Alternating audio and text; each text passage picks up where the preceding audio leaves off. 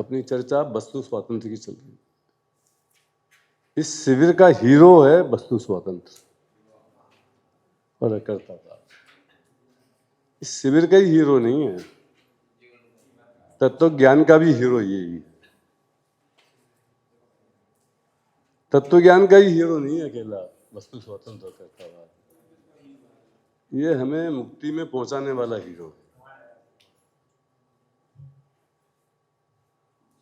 कल अपन ने वस्तु स्वतंत्र अकर्तावाद के कुछ पहलुओं की चर्चा की थी। उस चर्चा को थोड़ा सा रिपीट करके 2-3 मिनट में फिर अपन आगे बढ़ते हैं। कि अपन ने ये चर्चा की थी कि वस्तु स्वातंत्र और अकर्तावाद से संबद्ध सिद्धांत कौन कौन से हैं और क्यों इसको हम इतना ज्यादा महत्व दे रहे हैं। पहले तो कभी इसकी बात सुनते नहीं थे, बहुत कम सुनने में आती थी इसकी, तो फिर इतनी महत्व क्यों है। तो अपन कंक्लूजन पे सीधे बात करेंगे कि जैसे द्रव्यगुण पर्याय का सिद्धांत है, तो द्रव्यगुण पर्याय का सिद्धांत का वस्तु स्वातंत्र से क्या संबंध है, उसे एक लाइन में डिस्क्राइब कीजिए। कौन करेगा? केवल एक या दो जनों से पूछूंगा, सबसे नहीं लाइन से, क्योंकि वो मेन विषय अपना आगे बढ़ना है, उसमें करेंगे अपन थोड़ी ज्यादा चर्चा गहराई से। द्रव्यगुण पर्याय वस्तु स्वातंत्र और अकर्तावाद के सिद्धांत का क्या है? हैं? क्या है?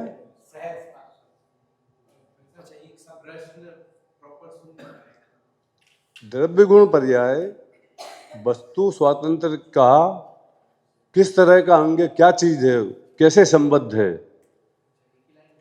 एक लाइन में बोलिए।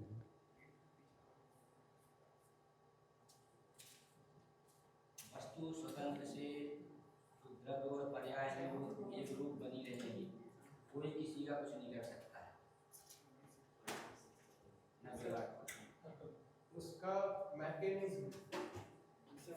उसका बोलिए। अच्छा, वो कल वाला जो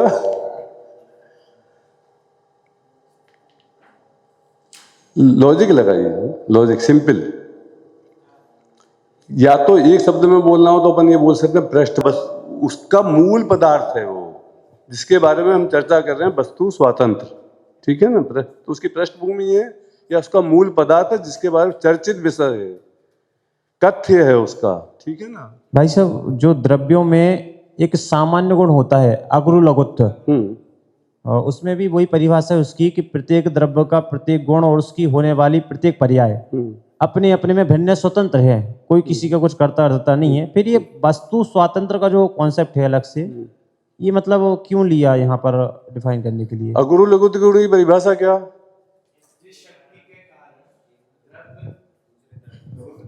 जिस शक्ति के कारण द्रव्य में रहने वाले अनंत गुण बिखर कर अलग अलग नहीं होते, एक दूसरे मय नहीं होते, और रहते हुए एक साथ रहते हुए भी एक मतलब मिक्स नहीं हो जाते।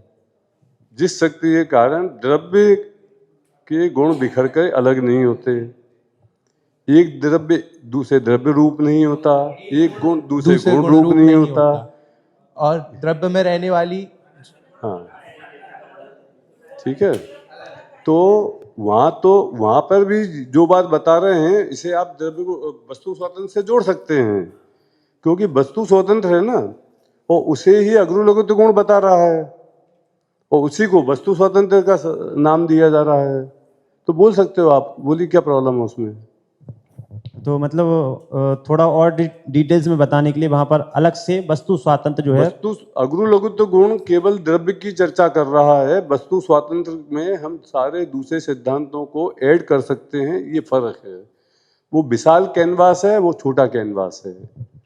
वो द्रव्य के अंदर की चर्चा कर रहा है और वस्तु स्वातंत्र पूरे दर्शन की चर्चा करता है। और वस्तु स्वातंत्र और अकर्तावाद एक दूसरे के एक ही सिक्के के दो पहलू हैं, हेड और टेल जैसे। यदि उसे अस्थि से बोलते हैं तो वस्तु स्वातंत्र बोलते हैं, नास्ति से बोलेंगे तो अकर्तावाद बोलेंगे। ये अपन ने पूरा पढ़ लिया पहले, ठीक है। अब दूसरा है सिद्धांत क्रमबद्ध पर्याय। वो क्या है? वस्तु स्वातंत्र से उसका क्या संबंध है?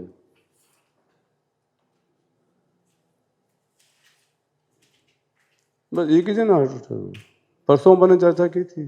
हाँ बोलो। जो प्रत्येक पर्याय है वो अपने अपने समय पर सत है, मतलब एक तरह से स्वतंत्र है, उसी समय आएगी, एक दूसरी पर्याय की आश्रित नहीं है। तो इस प्रकार से वो वस्तु स्वतंत्रता के सिद्धांत में घटित हो जाएगी। आप बोलिए पार्टनर। प्रत्येक द्रव्य की प्रत्येक पर्याय अपने सुनिश्चित क्रम में अपने यथा समय होगी, स्वतंत्र रूप से होगी। उसमें एक ही द्रव्य की दो पर्यायों में भी कार्य कारणपना नहीं है, बिल्कुल मतलब स्वतंत्र रूप से होगी। हाँ, और कोई नया बोलना चाहता? नई बात, पुरानी बात रिपीट नहीं करनी जरूरत है। हाँ, यही बात है। क्रमबद्ध पर्याय पर्यायों की क्रमबद्धता को बताता है। इसका मतलब हम कह सकते हैं क्रमबद्ध पर्याय वस्तु स्वातंत्र का पूरक है।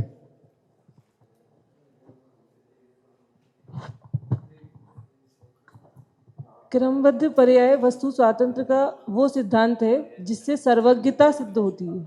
सर्वज्ञता का आधार क्रमबद्ध पर्याय है और इसलिए ये क्रमबद्ध पर्याय और वस्तु स्वातंत्र और सर्वज्ञता ये एक तरह से जैन दर्शन की रीढ़ बन जाती है।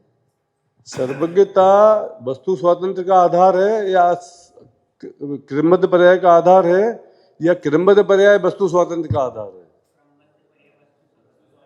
क्रमबद्ध पर्याय वस्तु स्वातंत्र का आधार है क्योंकि प्रत्येक पर्याय सत है और अपने अपने समय में सुव्यवस्थित सुनिश्चित है।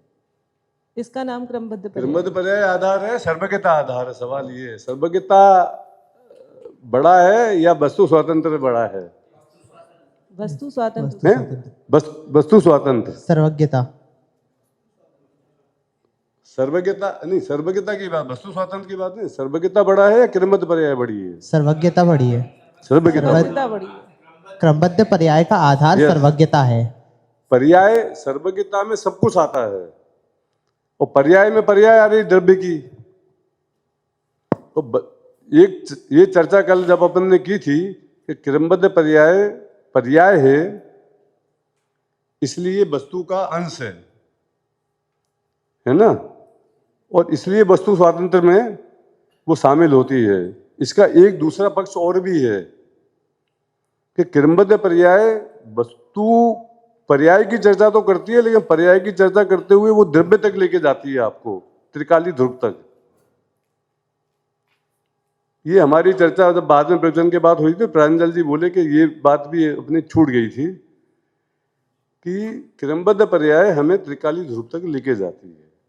उसकी अलग अलग बहुत बड़ी व्याख्याएं हैं, तो वो अभी अपन नहीं करेंगे क्योंकि अपना वो सब्जेक्ट नहीं है, अपन को आगे बढ़ना। ठीक है। अनेकांत और निमित्त उपादान, ये दो सिद्धांत हैं। वो उसका वस्तु स्वातंत्र के साथ क्या संबंध है? अनेकांत और निमित्त उपादान। वस्तु स्वातंत्र के साथ। अनेकांत, निमित्त उपादान और 5 समवाय का वस्तु स्वातंत्र के साथ क्या संबंध है?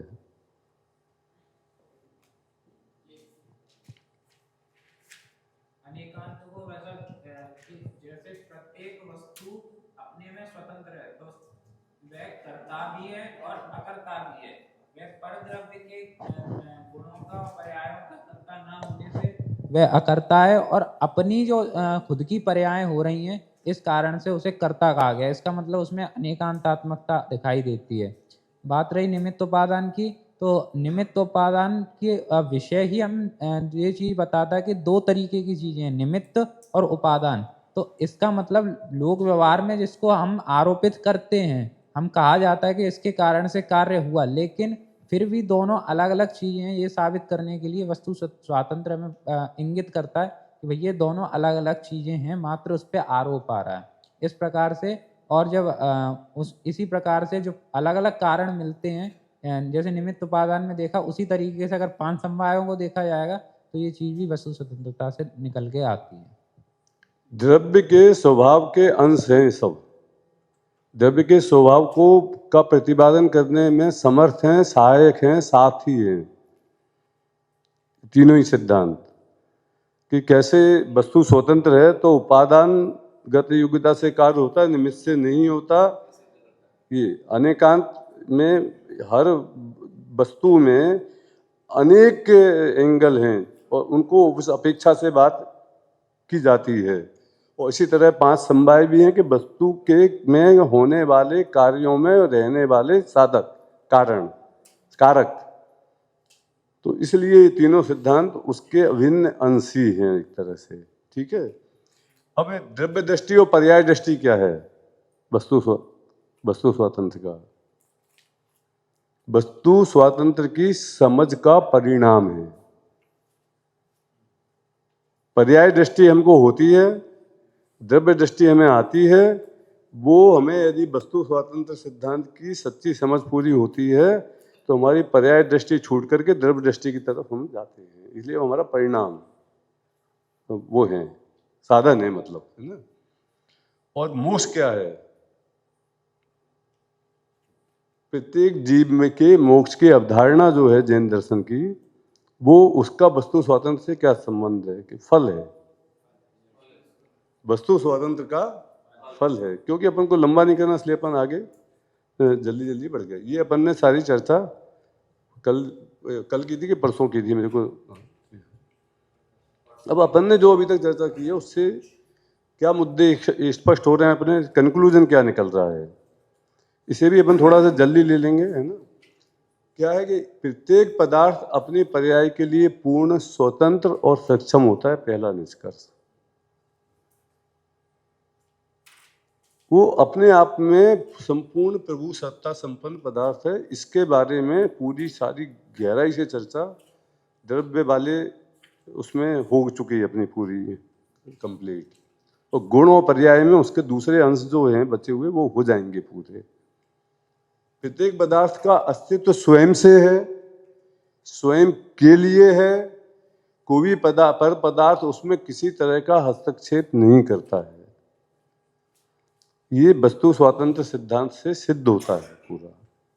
और ये आपको, ये ही स्वतंत्रता है आपको कि दूसरे किसी से कुछ सहयोग की आवश्यकता नहीं है और दूसरे किसी को कुछ देने की जरूरत नहीं है। तेरे को तू दे सकता नहीं है क्योंकि वो भी स्वतंत्र है, तू भी स्वतंत्र है। भारत और पाकिस्तान दो देश हैं, दोनों एकदम पड़ोसी होंगे, दोनों की ब्रीड एक सी है, सारी जनता का कलर एक सा है, हाइट एक सी है, रंग एक सा है, स्ट्रक्चर एक सा है। लेकिन पाकिस्तान की तरह से काम करता है और भारत की तरफ से करता है।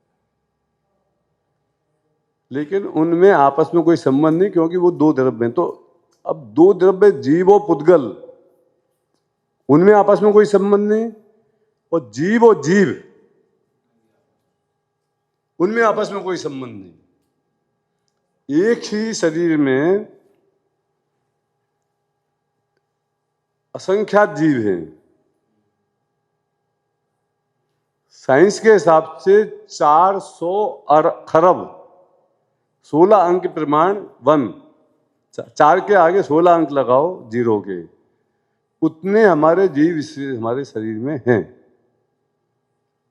लेकिन एक ही समय में मुझे सर्दी लगती है, उन्हें गर्मी लगती है। जिस चीज से मुझे इष्ट अनुकूलता महसूस होती है उसी समय में उसमें से बहुत सारों को प्रतिकूलता महसूस होती है। मेरी तबीयत खराब हो गई, मैंने एंटीबायोटिक खाया, तो अभी तक मेरी गला खराश हो रही थी, नाक बह रही थी, फलाना हो रहा, ढिकाना हो रहा, सब कुछ हो रहा था। अब मेरे को अनुकूलता आ गई और वो चीज दब गई, कम हो गई, सही हो गई। लेकिन इसके साथ में हमारे अंदर में असंख्यात जीव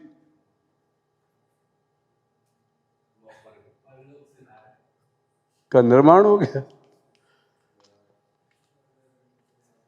आप एक कैप्सूल खाते हैं, विटामिन बी कॉम्प्लेक्स देता है डॉक्टर आपको साथ में एंटीबायोटिक के साथ। एक कैप्सूल में क्या होता है उसमें, इतने से कैप्सूल में कभी पढ़ा है उसे? पता है कुछ किसी को? किसी को भी नहीं पता। उसमें 60 मिलियन 60 लाख जीवाणु होते हैं। आप पढ़ लेना, उसमें 6 मिलियन जीवाणु होते हैं एक बी कॉम्प्लेक्स में। वो सॉलिड अवस्था में होते हैं, जब कैप्सूल में होते हैं। जैसे ही आप खाते हो उसे बॉडी का जो वातावरण मिलता है उससे वो स्प्रेड हो जाते हैं और वो शरीर में आपका काम करते हैं। लेकिन वो क्यों दिए जाते हैं आपको? क्योंकि वो शरीर जीवी हैं, तो जब वो अंदर जाते हैं तो वो एक्टिवेट हो जाते हैं, उससे हमारे शरीर को आराम मिलता है, सुविधा मिलती है। कुछ ना कुछ जो कमियां होती हैं, जैसे मुंह में छाले हैं आपको, तो छाले दूर हो जाएंगे आपके। ये पूरा शरीर ही जीवों की चलती फिरती वो है, संग्रहालय है पूरा। लेकिन हर जीव का सुख दुख की अनुभूति एकदम अलग है। वो कभी एक साथ एक ही जगह पर मिलने के बाद भी एक नहीं हो जाते। उसका ज्ञान है, हमारा ज्ञान है। अभी और इसमें बहुत सारी बातें हो सकती हैं, लेकिन अभी मैं नहीं करता हूं। मैं बोलता हूं, शिविर में मैंने दिया था उदाहरण वो वाला, कौन सा?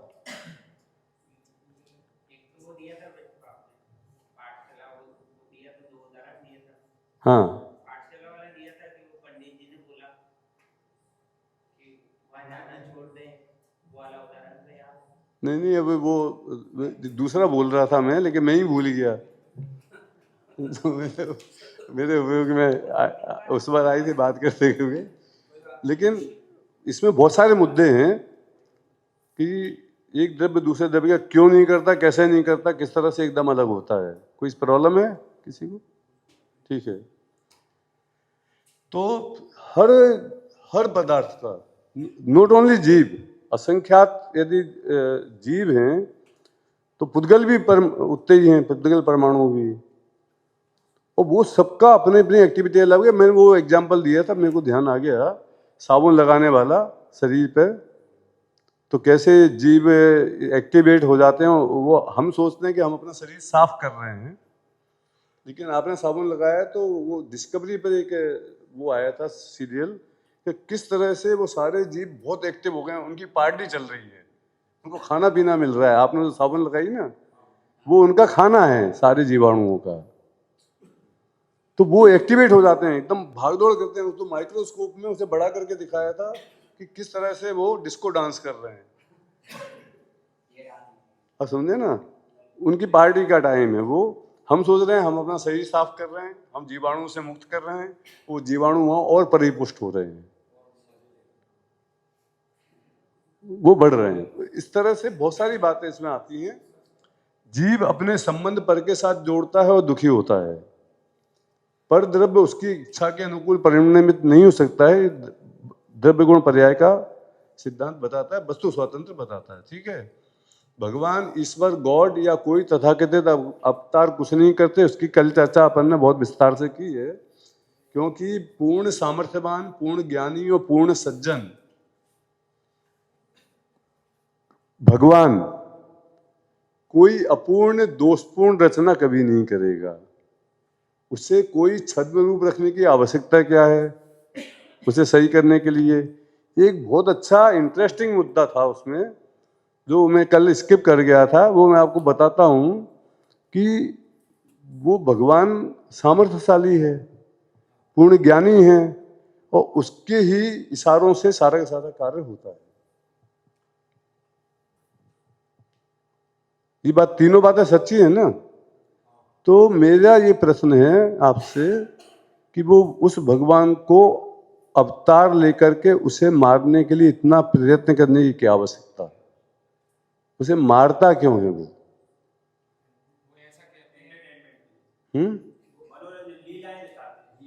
लीलाएं हैं, लेकिन वो लीलाएं करने की जरूरत क्या, उसे अब खुद अवतार लेकर के, लीलाएं तो उसकी सारी पपेट है ना,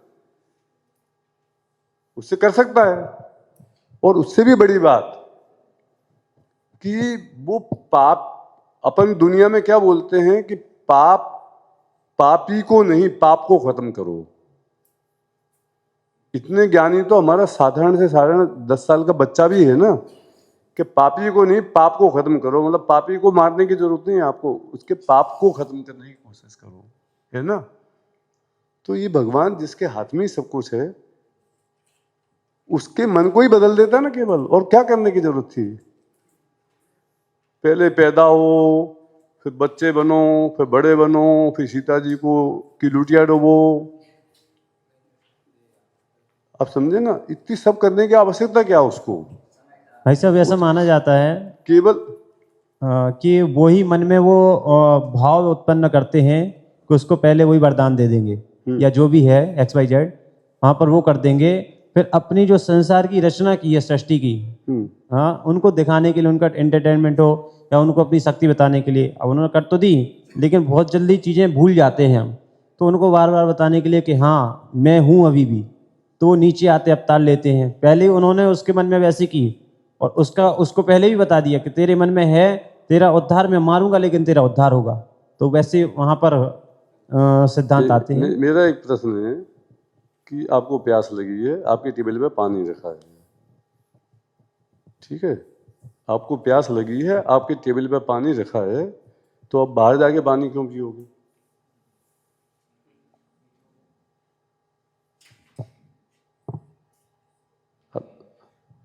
तो जिन लोगों के मन में भगवान के प्रति श्रद्धा नहीं, मेरे मन में नहीं है कि कर्तावादी भगवान के प्रति श्रद्धा, तो मेरे दिमाग को ही बदल देना।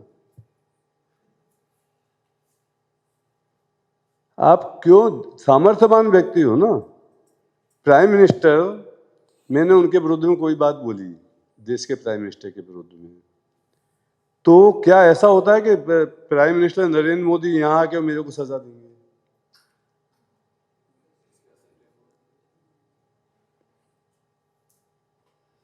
या क्या होता है कि वो ऐसा इशारा करते हैं और मशीनरी सक्रिय हो जाती है और ईडी पहुंच जाता है, उन्हें क्या जरूरत है आने की।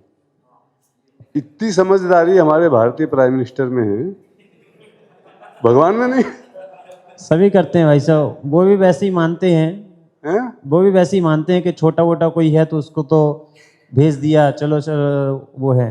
और बाकी उनके हिसाब से भी वो है कि अगर वो आते हैं तो मूल जो रहता है उनका वो तो वहीं रहता है, बाकी वो घूमते रहते हैं जो जिस अवतार में उन्हें आना है जैसा भी अबे अपन इसमें क्यों समय खराब करें, ना तुम मानते हो ना मैं मानता हूं, उसमें क्यों समय खराब कर रहे हैं अपन, आगे चले ना। आज और कल के ही अपना लास्ट पर वचन है, परसों मैं चला जाऊंगा और परसों हमारे सुनील जी भाई साहब का प्रवचन है, तो उनका आज होने वाला था, चूंकि मैं परसों शाम को जा रहा हूं तो फिर उनका परसों कर रखा है। तो आज और कल के ये 2 है, उसमें अपन को ये वस्तु स्वातंत्र समेटना है पूरा, और विषय तो बहुत बड़ा है। तो ये फालतू की इधर उधर की बातें करके बाग विलास क्यों कर रहे हैं। ये चीज वस्तु स्वातंत्र को समझना बहुत जरूरी है, क्योंकि वस्तु स्वातंत्र बोलने से काम नहीं चलेगा केवल कि वस्तु स्वतंत्र है या अकर्ता है, क्योंकि बोलने से सामने वाले को समझ में नहीं है। कर्तावाद का वो पड़ा हुआ है ना पूरा, तो अब आधा घंटे में केवल उसके 4 बार नाम ले लोगे, उससे समझ में नहीं आएगा किसी को, उसकी गहराई में जाके उसे बताना पड़ेगा, सिद्ध करना पड़ेगा, तो ही बात बैठेगी ना, समझ में आएगी। बहुत जल्दी जल्दी बताएंगे तो भी नहीं आएगी समझ में, क्योंकि एक एक चीज में माल है, दम है ना। तो 2 स्वभाव होते हैं वस्तु स्वातंत्र के हिसाब से वस्तु के, एक द्रव्य स्वभाव होता है, एक पर्याय स्वभाव होता है। एक प्रश्न यहां मैं करता हूं आपसे कि हम 2 स्वभाव क्यों बोलते हैं। वस्तु तो, द्रव्य तो होता है गुण पर्यायवत द्रव्यम, गुणों पर्यायवान होता है द्रव्य, तो फिर हम ये क्यों बोलते हैं सीधे, या तो द्रव्य की बात करते हैं या पर्याय की बात कर रहे हैं, तो गुण की चर्चा नहीं कर रहे कुछ भी, ऐसा क्यों है। गुणों का समूह द्रव्य कहलाता है। द्रव्य बोलने से सभी गुण आ जाते हैं। अगर अलग अलग से गुण की बात करेंगे तो एक एक गुण को पकड़ना पड़ेगा, इसलिए द्रव्य और पर्याय। प्रशांत जी। ये गुणों का परिणमन ही पर्याय रूप में आ जाता है, इसलिए गुण की बात नहीं होती। यानी गुण शक्ति रूप में है और वह पर्याय में व्यक्त रूप में प्रकट होते हैं।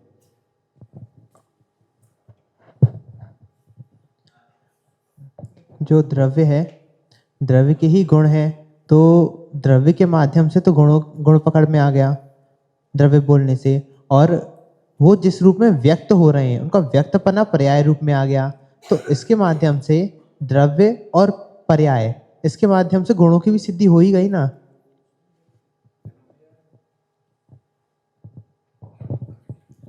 गुण नाम की कोई चीज अलग से नहीं है। जो पर्याय है, जो कार्य होता है, तो किसी वस्तु में वो कार्य यदि बारंबार होता है, यूनिवर्सल होता है, तो हम कहते हैं कि इस वस्तु में यह इस तरह का कार्य करने की क्षमता है, ऐसा गुण है। तो वहाँ पे द्रव्य और पर्याय की बात होती है। वो पर्याय कार्य, यदि वो कार्य लगातार नहीं होगा तो हम उसको गुण नहीं कहेंगे। भाई जो एक कुक है वो रोटी बनाती है, आज तो रोटी बनाती है लेकिन कल नहीं बना पाएगी, तो हम उसको बेस्ट कुक का गुण उसको नहीं कहेंगे। लेकिन जब भी उससे बनवाओ वो लगातार, मतलब जो है दिन में बनाओ तो शानदार रोटी बनाएगी, रात में बनाओ तो बनाएगी, तो हम कहेंगे she is the best cook. तो गुण हमने उससे कंक्लूड किया है उसके कार्यों की निरंतरता को देख करके। गुण कोई अलग से कोई सत्ता नहीं है कि ये गुण है, तो कार्य है, उस कार्य की निरंतरता और उसको करने की सामर्थ्य, उसी का नाम गुण है। इसलिए यहाँ पर गुण की बात की गई, पर्याय की बात की गई और द्रव्य की बात की गई। इनकी बात से कौन कौन सहमत है? हाथ खड़े करें। हैं? हाँ, होते हैं ना गुण, और ये कह रहे हैं कि गुण की अलग से कोई सत्ता ही नहीं है। तो ये बात सच्ची है कि गलत है?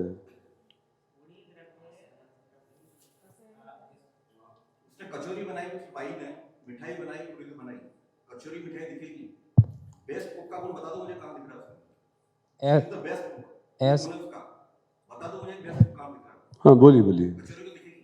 निखिल जी। ऐसा नहीं कह सकते कि गुणों की सत्ता नहीं है, गुणों की सत्ता है। बस इतना अंतर होता है कि जब हम गुणों को अभेद रूप से देखते हैं तो उसको द्रव्य नाम दिया जाता है, और जब गुणों को भेद भेद कर दिया जाता है तो उसे आगम की भाषा में उसे भी पर्याय के रूप में कहा जाता है। तो जब हम द्रव्य और पर्याय की चर्चा कर रहे हैं तो उसमें गुणों की भी बात होगी। जब अखंड गुणों की बात करेंगे तो वो द्रव्य रूप में होगी, और भेद भेद रूप में बात करेंगे तो वो पर्याय रूप में होगी।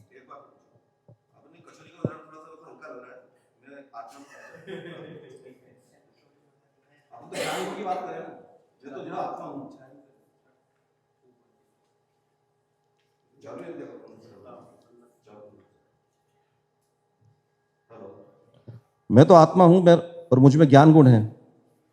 अब मुझ में ज्ञान गुण है, ये कोई बता दे मुझे कि ज्ञान कहाँ है। मैं जान रहा हूं, देख रहा हूं, चख रहा हूं, सूंघ रहा हूं, ये मेरी ज्ञान की पर्याय हैं। इनको देख करके कहा कि इस आत्मा के अंदर ज्ञान गुण है। इस टेबल के अंदर जो है, यहाँ पर इसमें कोई सेंसेशन नहीं है, तो हम इसको कहते हैं कि इसमें ज्ञान गुण नहीं है। लेकिन इसके अंदर आप देख कर बता सकते हो कि ज्ञान गुण इसके अंदर आपको नहीं दिखा और आत्मा में दिखा। मुझ में ज्ञान गुण है, उसका निर्णय किससे हुआ? मेरे कार्यों से हुआ। मैंने देखा, चखा, सूंघा, ये तो देखना, चखना, सूंघना जो मेरे ज्ञान गुण के परिणमन हो रहे हैं, बस उसी को तो उसी का आधार पर तो कहा कि ज्ञान गुण है। ज्ञान गुण कोई अलग से बैठा हो तो बता दीजिए कोई है। कार्य दिखेंगे लेकिन गुण नहीं दिखेगा। गुण का डिसीजन होता है, निर्णय होता है, कंक्लूजन होता है। We can conclude by the only works. Ashutosh के दीजिए। आशुतोष, अगर भाई साहब ये लक्षण बनाएंगे तो केवल ज्ञान तो अभी दिखता ही नहीं है, और बाद में केवल ज्ञान पाया जाता है, लेकिन अभी लक्षण उसका कुछ भी नहीं दिख रहा है।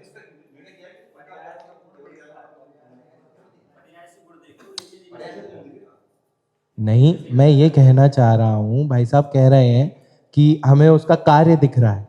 ऐसे कई गुण हैं जो अरिहंत बनने पे दिखते हैं या सिद्ध बनने पे दिखते हैं, उनके अभी कोई भी कार्य नहीं दिख रहा है। कई ऐसे गुण है ना भाई साहब, तो वो उनका कार्य नहीं दिख रहा है। यदि इसको लक्षण बनाया जाएगा तो वो लक्षण वहां खंडित होगा, उस लक्षण में अव्याप्ति दोष आएगा। मैं तो लक्षण की बात कर रहा हूं, तो ये लक्षण सही नहीं है। बोलिए। अभी भाई साहब ने बोला कि एक मिनट, अभी सब लोग नहीं बोलेंगे, अभी अब स्वयं प्रभा बोलेंगे अकेले, अब बाकी नहीं बोलेंगे। अभी भाई साहब ने बोला कि हमारे अंदर ज्ञान गुण है, फिर हमने उसको चखा सूंघा तब जाना। तो सिद्ध भगवान के पास तो इंद्रियां नहीं है, फिर वो तो ज्ञान गुण से ही तो जान रहे हैं। तो ज्ञान गुण हुआ कि ज्ञान पर्याय हुई? ज्ञान गुण है कि ज्ञान पर्याय है? केवल ज्ञान पर्याय है, लेकिन केवल ज्ञान पर्याय किस गुण की है? ज्ञान गुण की है ना। तो गुण गुण सत्य है, गुण का अस्तित्व है, एक मिनट, गुण एक सत्य है, मिनट, नो डिस्कशन। गुण सत्य है, गुण का भी अस्तित्व है। अगुण लघु सह सामान्य गुण की चर्चा है जो प्रत्येक द्रव्य में पाए जाते हैं। उनके अपने अपने विशेष गुण हैं, वो भी सभी द्रव्यों में पाए जाते हैं। और अगुण लघु तो गुण द्रव्य की विशेषताओं को बताता ही है कि एक गुण दूसरे गुण रूप नहीं होता, द्रव्य में द्रव्यपना कायम रहता है। अब भाई साहब का जो प्रश्न, आपका जो प्रश्न था कि गुणों को क्यों नहीं लिया, तो क्योंकि द्रव्य की प्रसिद्धि पर्याय से होती है। तो पर्याय व्यक्त है, व्यक्त रूप से द्रव्य की प्रसिद्धि करती है, और प्रत्येक गुण का परिणमन पर्याय है। इसलिए गुणों को साइलेंट रखा, गुणों को अलग से नहीं कहा, और द्रव्य। तो आप भी तो वहीं आ गए जो आप वो बोल रहे हैं। एक मिनट, अब आप मत बोलो, आप बोलो।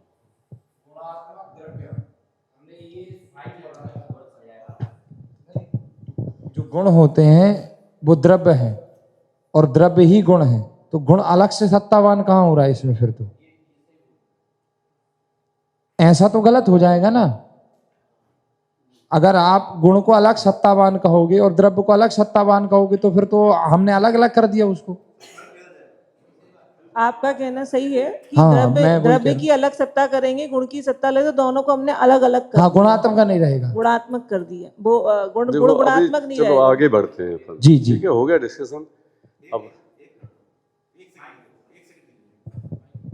यार थोड़ा सा इसका भावासन क्यों करें? अलग से कर हमने ले। तो पहली क्लास में पढ़ा है कि अस्तित्व गुण हमने पढ़े ना, वहां पे हमें पढ़ाया गया था कि आत्मा में अस्तित्व गुण है, इससे ही आत्मा का यहाँ पे जो सत्ता है कि आत्मा की सत्ता है, उसके कारण से हमने कहा कि इसमें अस्तित्व गुण है। तो जो दूसरा कथन है वो सत्य है, वहां पे ये पढ़ाया गया था। चूंकि आत्मा की सत्ता है ये है उसकी हयाती, अस्थि सिद्ध करता है, इसलिए हमने कहा कि आत्मा में अस्तित्व गुण है। अस्तित्व गुण के कारण से आत्मा नहीं है। ऐसा है कि हम एक चीज को भूल रहे हैं, अभी जो थोड़ा देर पहले पढ़ के आए, कि वस्तु को किसी एक सिद्धांत के सहारे हम सिद्ध करते हैं, उसका नाम है अनेकांत।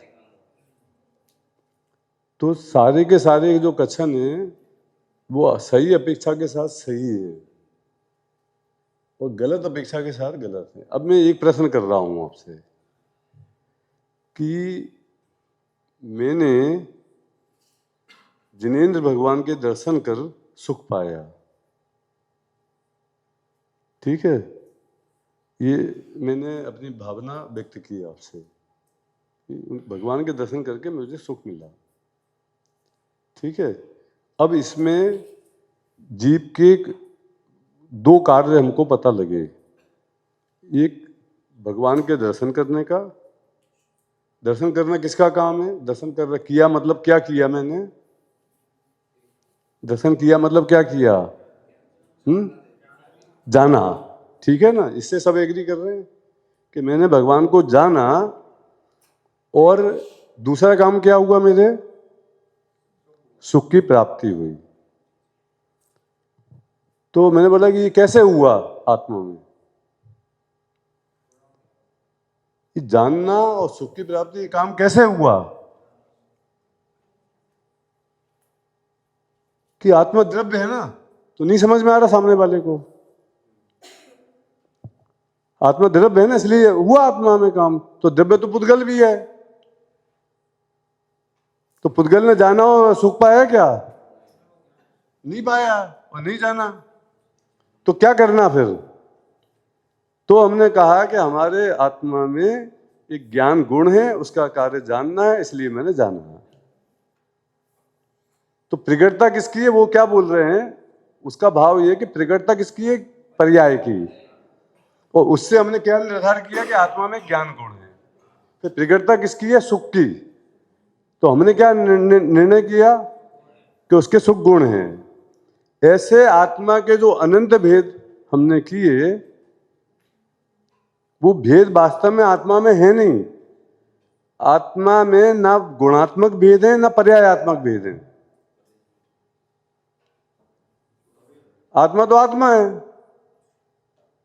और वो एक समय से, देखो इसे साइंटिफिक भाषा में बात करो आप, यदि लोकल भाषा में बात करो तो आप बोलते हो कि एक आत्मा पूरी इधर है इन प्रदेशों में, ठीक है, ऐसी एक आत्मा है। अब ये इस समय में भगवान को जान रही है और सुख अनुभव कर रही है। अब यही आत्मा दूसरे समय में गई, तो जैसे इसमें जानना सुख अनुभव करना ऐसे अनंत गुणों का कार्य, वो भी इसी समय इसी के साथ में है। अब जब दूसरे समय में आत्मा गई तो वो सारे के सारे कार्य दूसरे समय में हुए। अब जानना भगवान को था, अब मैंने हॉल में अपने शिष्यों को जाना और ये जाना कि वो मेरा विरोध कर रहे हैं, तो मेरे को दुख हुआ। तो वस्तु स्थिति क्या है कि एक वस्तु एक समय से दूसरे समय में ट्रेवल करती है, टाइम ट्रेवल। उसी को हम बोलते हैं कि द्रव्य है। द्रव्य में अनंत कार्य हो रहे हैं क्योंकि हमने उन कार्यों को अलग अलग प्रकृति होने के कारण से अलग अलग नाम दे दिया, ठीक है।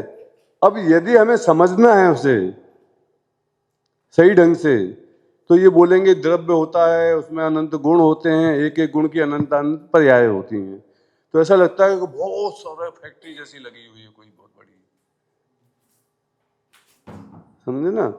अब आप बोलोगे ये एक वस्तु है, वस्तु पूर्ण है, अपने आप में जानती दिखती है, उसमें जो कार्य हो रहे हैं उसके अपेक्षा से हमने गुण बोल दिए, तो छोटा सा काम छोटी सी हो जाते, बहुत ज्यादा कुछ बहुत बड़ा सेटअप नहीं दिखने की जरूरत है। और आत्मा का तो अनंत प्रदेशी, असंख्यात प्रदेश लिए वो असंख्यात प्रदेश सेटअप है भी। कभी 3 लोक प्रमाण भी हो सकता है, कभी आल्पिन प्रमाण भी हो सकता है, आल्पिन की नोक के प्रमाण।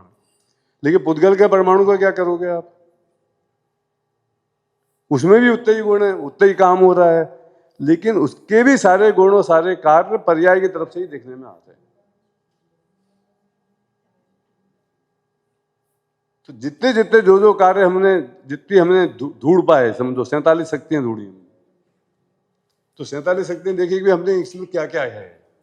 हमने शक्तियों का वर्णन किया या हमने धर्मों का वर्णन किया, नित्यात्मा का, वो सब चीजें तो उस तरह से देखे। लेकिन गुण की जो प्रकटता हो रही है वो पर्याय से होती है। उनका वो कहना था, वो बात उनकी एकदम 100% करेक्ट है। आप जो बात बोले दूसरी अपेक्षा से एकदम करेक्ट है।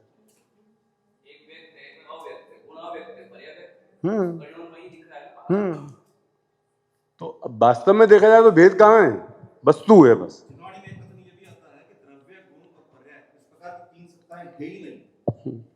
अब आगे चलते हैं अपन, नहीं तो उलझे रहेंगे इसमें, ठीक है। तो 2 तरह के स्वभाव है, द्रव्य स्वभाव और पर्याय स्वभाव, है ना। तो द्रव्य स्वभाव जो वस्तु में होता है वो हमेशा स्थायी रहता है, उसमें कुछ भी कमी बेसी नहीं होती, कोई परिवर्तन नहीं होता, कोई कार्य नहीं होता है द्रव्य स्वभाव में। और पर्याय स्वभाव में प्रति समय कार्य हो रहा है, भले ही अलग अलग हो रहे हो, अलग अलग रूप में हो रहे हो या एक से हो रहे हो। सिद्ध परमात्मा की पर्याय में हमेशा लगातार एक से कार्य हो रहे हैं, लेकिन कार्य हर समय हो रहे हैं, क्योंकि पर्याय खुद एक समय की होती है, तो अगले समय में वो रहने वाली नहीं है। लेकिन हम संसारी जीव दुखी क्यों होते हैं? क्योंकि पर्याय की दृष्टि करते हैं। हम पर्याय की दृष्टि में होते हैं तो हम देखते हैं कि हमारे पास, इसके लिए एक एग्जांपल देता हूं मैं, कि एक सज्जन व्यक्ति दिन भर का काम करके थके हारे घर पर पहुंचे और दरवाजे पर जैसे ही घुसे तो पत्नी सामने सोफे पर एकदम मुंह थुलना के बैठी हुई थी। तो घुसते बोले, क्या हुआ? आज मेरी अंगूठी इतने में ही मोबाइल बच गया पतिदेव का। तो उन्हें मोबाइल रिसीव करने में लग गए। तो वो जाकर के बात करते करते सोफे पे जाके धम्मे से बैठ गए लेटे अवस्था में, और उनका मूड भी ऑफ हो गया, क्योंकि बात करते करते उनके दिमाग में आया कि पत्नी ने वो अंगूठी थी जो 10 ग्राम की, लाख रुपए की, वो खो दी, इसीलिए तो इतना इनका मूड खराब हो रहा है। तो एकदम परेशान होकर लेट गए। अब थोड़ी देर 10-15 मिनट फोन से बात करी और बात बंद करी। बोले क्या हुआ? तो पत्नी बोली मैं ऐसे ही सोफे पे बैठी हुई थी दोपहर में, अचानक ही कोई घंटी बजी तो मैं एकदम झटके से उठी, तो अंगूठी मेरे हाथ से कब निकल गई मुझे पता ही नहीं लगा, वो मेरे ही पैर के नीचे आ गई, और ये देखो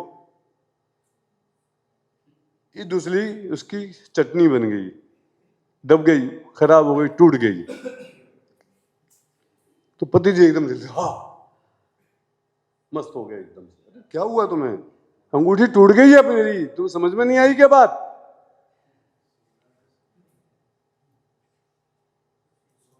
कि सोना तो है ना,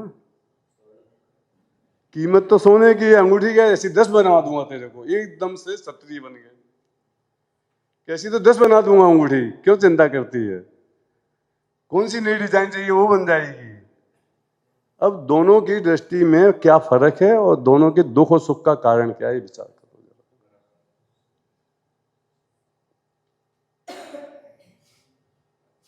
उसकी दृष्टि पर्याय पे है, कार्य पर है, एक समय के आकार पर है, और वो बिगड़ा, मेरे को बहुत पसंद थी, मेरे को ऐसा था, मेरे को वैसा था, 5 साल से पहन रही थी, अब क्या करूंगी। पति कहता है काहे को रो रही है, पूरा 10 ग्राम सोना पूरा अपने पास है, इससे कुछ भी बन जाएगा दोबारा। तो वो अंगूठी बनानी तो अंगूठी बन जाएगी, कुंडल बनानी तो कुंडल बन जाएंगे।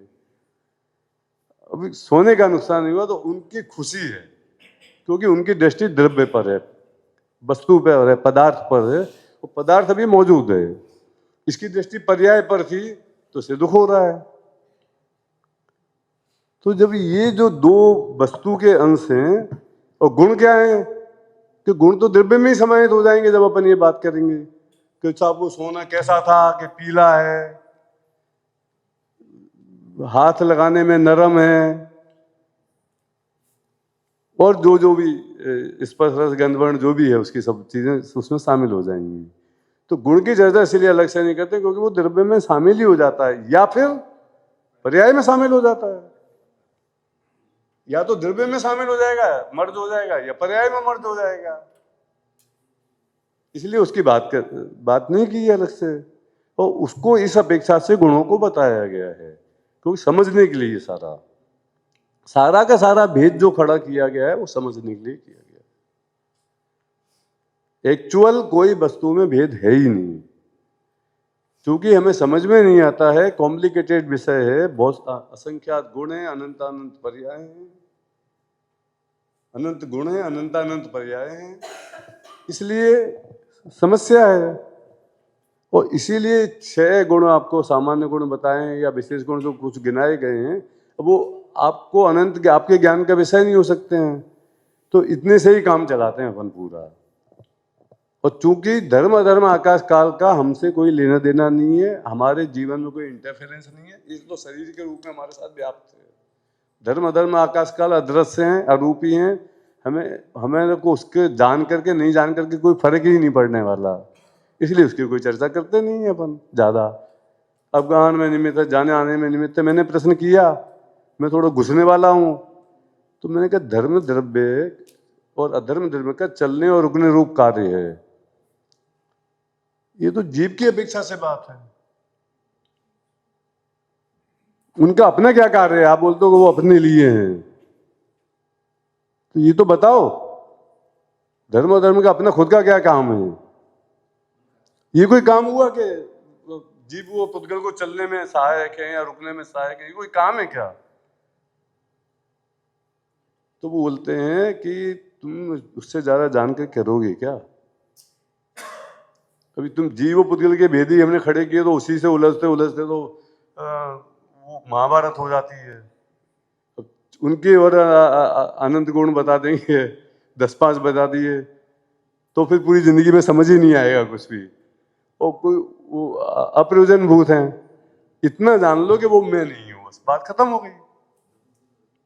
इसलिए यहाँ पे अपन उनको कम बोलते हैं, उनकी कम चर्चा करते हैं। केवली के ज्ञान में सब आया, जब वो 6 द्रव्य बता सकते हैं, गुण बता सकते हैं, पर्याय बता सकते हैं, जीव और पुद्गल का स्वरूप बता सकते हैं, इतनी सारी घटनाओं की विवक्षा बता सकते हैं, अनेकांशवाद आदि सारे सिद्धांत बता सकते हैं, तो वो भी बता सकते थे। लेकिन बता के कि फायदा क्या है? आपको केवल उतना जानने की जरूरत है। अब जो लोग ये प्रश्न करते हैं ना कि आप इधर उधर की सारी बातें क्यों नहीं करते हो, थोड़ा थोड़ा तो सबको बैलेंसिंग करनी चाहिए, ये बैलेंसिंग में मर जाएगा। कुछ भी समझ में नहीं आएगा। वो मैं उदाहरण बार बार देता हूं इसीलिए, क्योंकि सबको कन्विंसिंग नहीं लगती ये बात। क्या हमको मोक्ष जाने के लिए 100 किलो पावर की आवश्यकता है। यहाँ से रॉकेट छूटेगा हमारा और सीधा मोक्ष में जाकर रुके, इसलिए 100 किलो का पावर चाहिए हमको, और हमारे पास टोटल पावर ही 50 किलो है। वो तो कहने की बात है, 50 किलो है तो नहीं 10 किलो भी। हम तो सर्वज्ञ के सामने श्रुत ज्ञान की क्या सामर्थ्य। अब इतनी से चिंटी सी तो पावर नहीं है आप में, और फिर दारा सिंह को चैलेंज कर रहे हो तो पिटाई होने वाली है फिर। इसलिए दारा सिंह को चैलेंज मत करो, ज्यादा इधर उधर उलझो मत। जो कम से कम पढ़ करके और आत्मा का स्वरूप तुम्हें समझ में आ सके उतना पढ़ो, और उससे अपना आगे बढ़ जाओ तो रास्ता मिलेगा। और नहीं तो 100 किलो की ताकत में 10 किलो आपके पास है नहीं, और 10 किलो में 4 जगह बाढ़ दिया और 2.5 किलो बची, तो वो उसके पाँव के अंगूठे के अगले वाले हिस्से को भी टच नहीं कर पाओगे जाके मुक्ति के मार्ग के। तो इसलिए बी कंसंट्रेटेड, बी अवेयर कि क्या पढ़ना, बी चूजी कि क्या पढ़ना है क्या नहीं पढ़ना है, किस में अपना उपयोग लगाना है किस में नहीं लगाना है, और जो पढ़ना है वो पढ़ाना है। तो दोनों जगह से ही अपने आप रामायण क्लियर हो जाती है। तो बाकी आगे की बात कल, अपना समय हो गया इसका।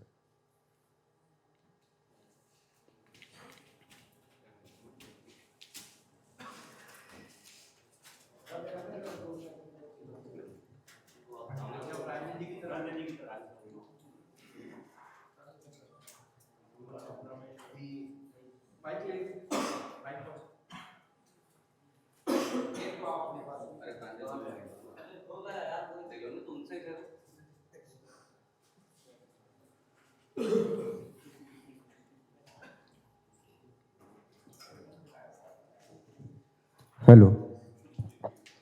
हाँ, अभी हम सब छूटने के बाद वहाँ पर जाएंगे और उसके बाद थोड़ी बहुत चर्चा जो भी ऐसे नॉर्मल होगी वो होगी। कल का कार्यक्रम यथावत ही रहेगा। सुबह से 7 बजे से 8 बजे तक जिनेंद्र पूजन, उसके बाद अल्पाहार, 8:30 बजे से 10 बजे तक उस समय में कक्षा का आयोजन करेंगे, और 10 बजे से 11:30 बजे तक अभ्यास कक्षाएं रहेंगी। इस प्रकार कल का कार्यक्रम रहेगा, और उसी समय में आपके इंटरव्यू भी लगातार वो चलते चले जाएंगे। और अभी भी रात में भी इंटरव्यू हम रखेंगे 2 जनों का, ठीक है ना, वो अभी आपको बता देंगे थोड़ी देर बाद में, ठीक है। और अभी जिनवाणी स्तुति। निज निधि निज में बताई, यह अनंत उपकार है, उसके लिए जिनवाणी माँ को वंदना शतवार है, वंदना शतवार